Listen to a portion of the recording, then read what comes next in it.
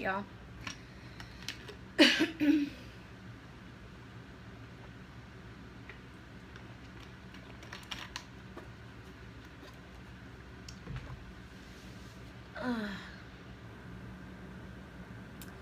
So I was just talking with a friend, and he was telling me that he recently had a panic attack, and he had when he went to the doctors, they gave him Xanax for his panic attack. And he, talked to me about it because I just went through this. I've been going through it for the last 11 years. And at the Meadows, that's all they teach. So I just wanted to do a scope on it because I was just going to make him a private scope, but I thought that this could benefit everyone. So, my first panic attack, I was in Vegas. I was in Vegas for my first one, and in San Francisco for my second one. And after my second one, that's when I went to the ER. And because it was like legit, it feels like you're having a heart attack. For any of you that have had one, for anyone that hasn't had one, in case this ever happens to you, you're going to know what to do. Okay, so I'm going to do the San Francisco one because this is the one that got me to the hospital. So I'm in bed reading a book, and all of a sudden I started to feel this overwhelming sense of panic. The first thing when you start feeling a lot of panic is, what do? You're going to hyperventilate.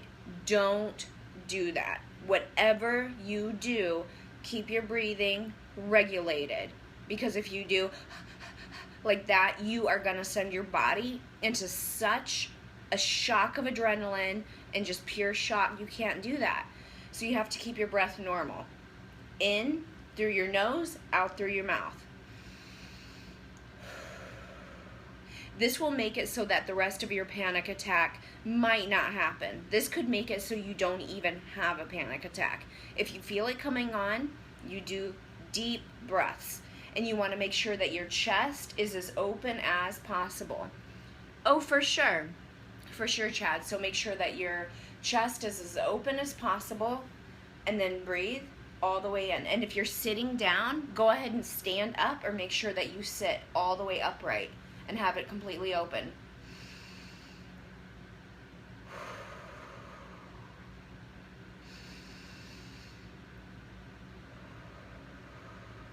That's the most important thing. Make sure you don't breathing wrong, but you're going to want to, because it feels weird.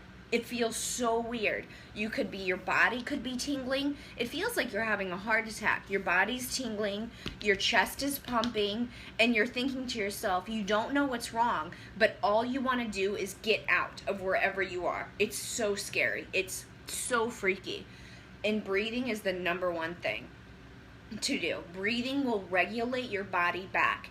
And even if it doesn't, you will be okay. You can get through your panic attack. You can't go to the ER every time. I understand for people's first time going to the ER, but if you do continue to have panic attacks, this is what you do.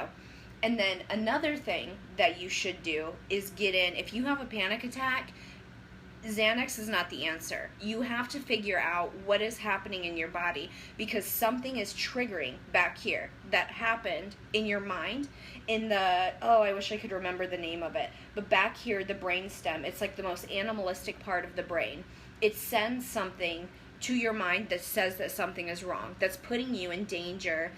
The amygdala, I can't even say it, but that thing back there, it sends messages to your mind that says that something is going on.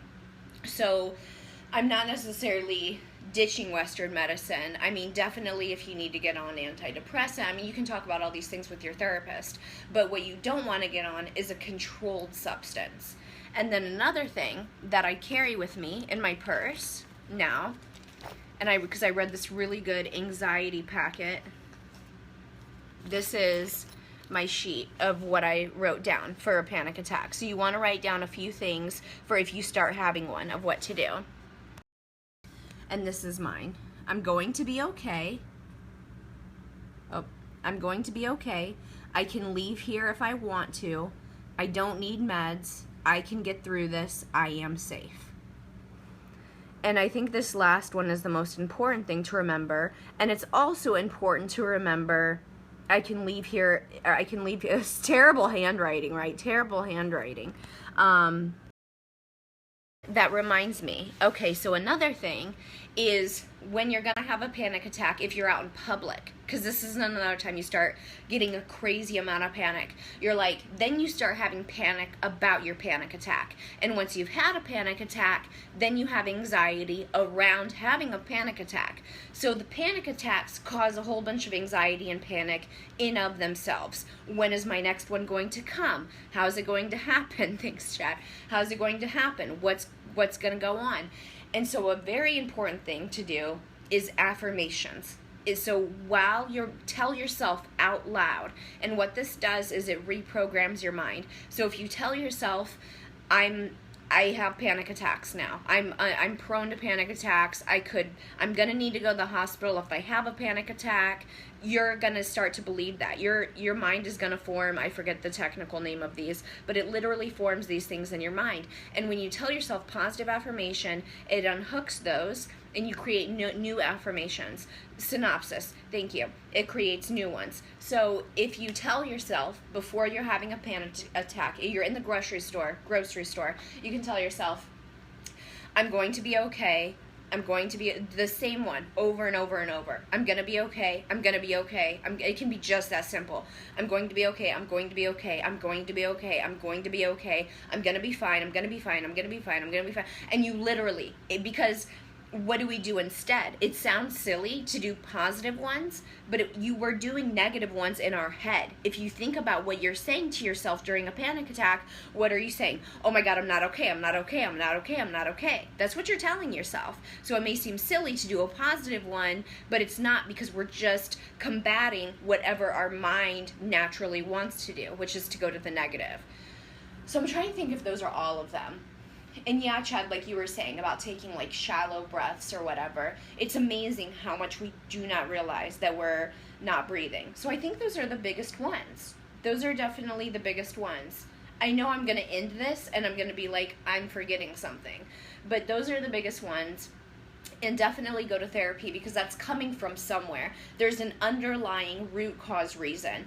There aren't just the most healthy people in the world that are getting panic attacks out of nowhere for no reason. It's just not like that. Chad. Yeah. You have a good support system.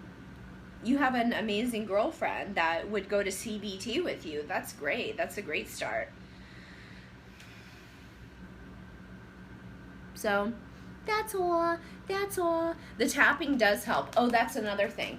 Okay, so I thought of two more. Thank you. I knew I was going to think. So this is, I forget what this is called, but when you tap yourself, or also you do this thing, and then wherever your finger lands right here, and then you start tapping the top of your head. Basically what this does is bring you back in touch with your body, or like whatever you have close to you that has a cool texture. So like if I'm walking in the mall and I feel it coming on, I can just do this with my purse, and I can like feel the leather, and I can just feel the threading, and I can feel the quilting and all of that. Or the chain, I can just go like this with the chain. Ooh, that's a good one. That's a good feeling right there. And it really just helps recenter, yes, touch sensation, recenter and focus our body on what's going on. This looks kind of dirty. So that, and then what was the other one I was going to say? I think that was touch, tapping. Can we look for something like, yeah. We thank you for that. Ron, oh my gosh, I've had a heart attack and a panic attack. Heart attack is easier. Okay, sorry, I'm getting sidetracked. All right, what's another one?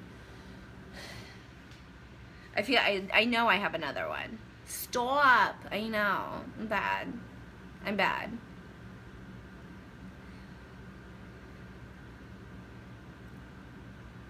think of another one.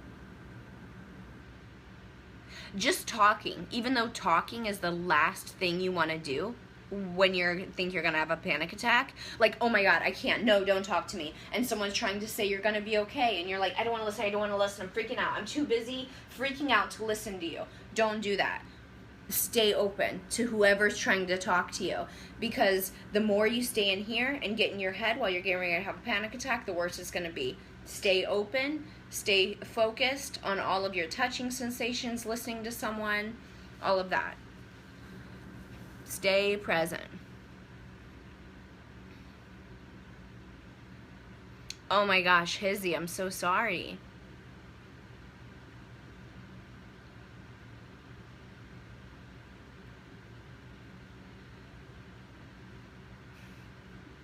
And here's Mike with, okay, how y'all doing? Chocolate hearts. Or colored. Oh no, I cannot say the word colored and a southern accent at the same time. It just doesn't sound right to me. This is not sitting well. There's Abby. Abby's laughing at my joke. They going up her shirt. Oh, you're welcome, Chad. Okay, I'm gonna go. Thanks, guys. All right, bye.